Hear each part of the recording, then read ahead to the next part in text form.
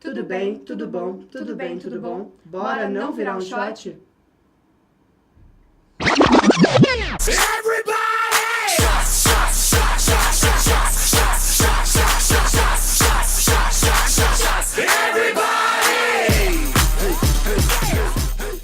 E aí, pessoal, tudo bem? Como vocês podem ver, a gente tá de luto hoje ainda, porque hoje é a segunda parte do nosso vídeo sobre a cura gay. E a gente tá aqui com um psicólogo clínico, Akin Roula Neto. Ele também é escritor e a gente vai conversar sobre a visão dentro da psicologia de tudo isso que tá acontecendo. Boa tarde. Primeiramente, tarde. obrigada. Boa tarde ao pessoal que está nos assistindo também. Obrigada por ter aceitado o nosso convite Obrigado, e sim. ajudar a gente a esclarecer tudo isso que tá acontecendo. Primeira dúvida, eu acho que de todo mundo, assim, é como que eles apresentariam, assim, uma cura gay? Qual que seria a proposta? Quando a gente lê a liminar, a ideia que a liminar quer passar é que são apenas estudos a respeito da sexualidade humana. Porém, tem uma palavrinha que está entre aspas, que está entre parênteses, aliás, que é re. Então, parênteses, re, parênteses, orientação. Não existe reorientação sexual em psicologia. Isso não existe. Existe orientação. Então, o grande problema com essa liminar é que ela quer aparentar ser uma solução para um problema que não existe. Né? Inclusive, dentro da liminar é dito que a partir dessa liminar os psicólogos poderão estudar a sexualidade humana em todas as suas vertentes.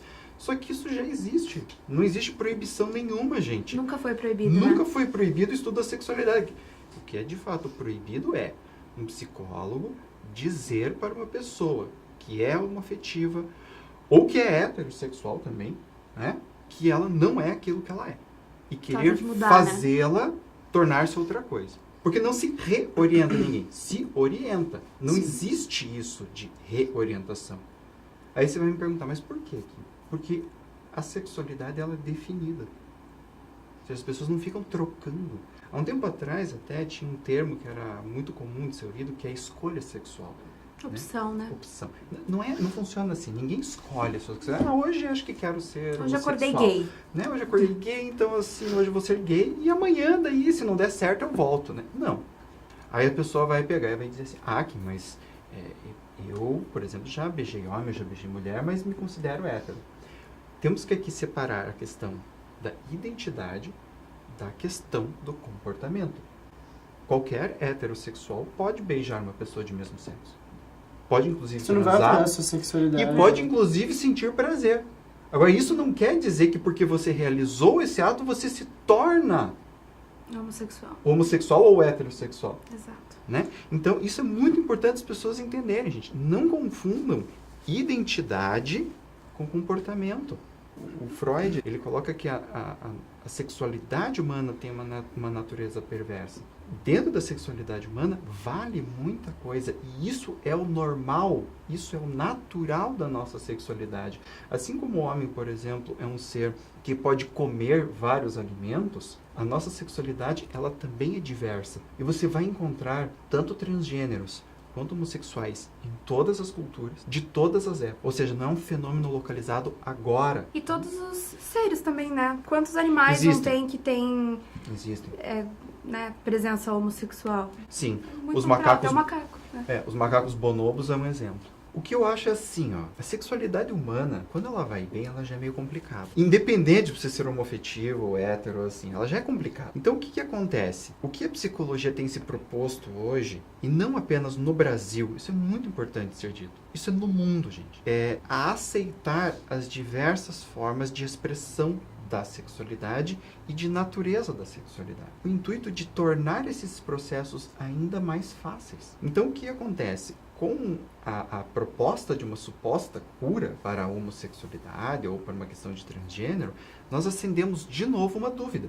O que será que eu sou? E será que eu posso mudar? Então, quer dizer, é um problema a mais para a cabeça da pessoa. Ela já está com uma questão em relação à sua sexualidade. Agora, ela ainda vai ter que ficar na dúvida se ela pode ou não mudar. Então, eu acho que o maior problema é o aumento da angústia emocional. E o que nós temos em termos de pesquisas, de relatos de pessoas que tentaram passar por processos de reversão da sua sexualidade, são esses. Apenas um aumento drástico na angústia existencial daquela pessoa. E já teve tantos processos de reversão que aconteceram na história, né? Já. Drásticos, né?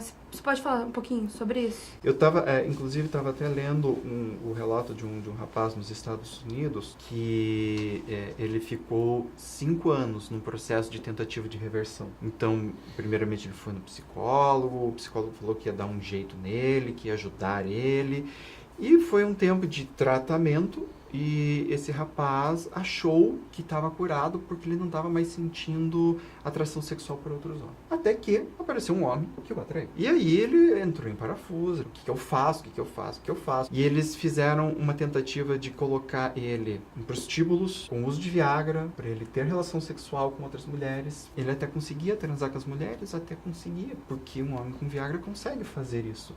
Agora, isso faz dele feliz? Não é nem feliz. Isso faz dele um heterossexual? Não faz. Esse que é o problema, né? Foi como eu falei. Não podemos confundir comportamento com identidade e natureza. Sabe qual que é a grande preocupação nisso tudo? Ética. A grande maioria dos psicólogos, psiquiatras que receberem uma pessoa falando eu quero deixar de ser gay. Então, a grande maioria vai agir com ética e vai ajudar a pessoa a tratar o seu próprio preconceito. Me corrija se eu estiver errada. Mas existe, com essa aprovação, eu acho que existe a possibilidade da pessoa não ter ética. Abre portas para que as pessoas tratem de forma errada. Errada, não é nem uma fé, é uma forma errada. Isso vai prejudicar mais a cabeça da pessoa. Eu dei o exemplo agora há pouco, disse um adolescente, foi levado pelos pais até um consultório de um psicólogo, e os pais falarem, eu quero que meu filho deixe de ser gay.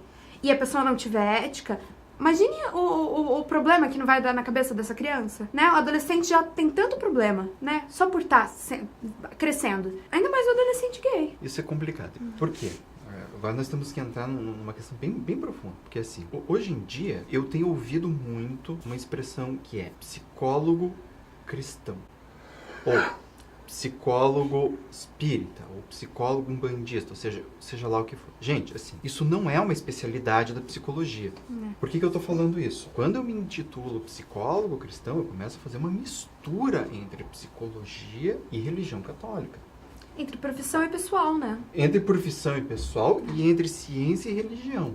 Kim, mas a psicologia não estuda a religião? É claro que estuda. E Jung tem trabalhos excelentes, inclusive, a respeito da religião. Porém, de um ponto de vista psicológico, não de um ponto de vista religioso. Então, por exemplo, se eu recebo no meu consultório uma pessoa com uma crença bandista, ou com uma crença espírita, ou com uma crença cristã, ou até com uma crença budista, eu tenho que respeitar aquela religião. E eu tenho que tentar me comunicar com aquela pessoa a partir daqueles conceitos religiosos. Sem impor a tua própria religião. Sem impor a minha própria religião. E este é o grande problema, que é puramente um discurso ideológico. Que é, teoricamente, uma pessoa que acredita nos princípios de uma religião tentando influenciar ações dela sobre isso. Se utilizando de um lugar de poder para fazer uma questão pessoal acontecer. E isso é extremamente antiético. O que a gente precisa entender é que quando uma pessoa ela vai até um consultório, o que ela tá buscando? Ela tá buscando se entender. E o que ela precisa? Ela precisa de apoio. Cara, a gente não escolhe sofrer. A gente sofre todos os dias. Se a gente, por exemplo,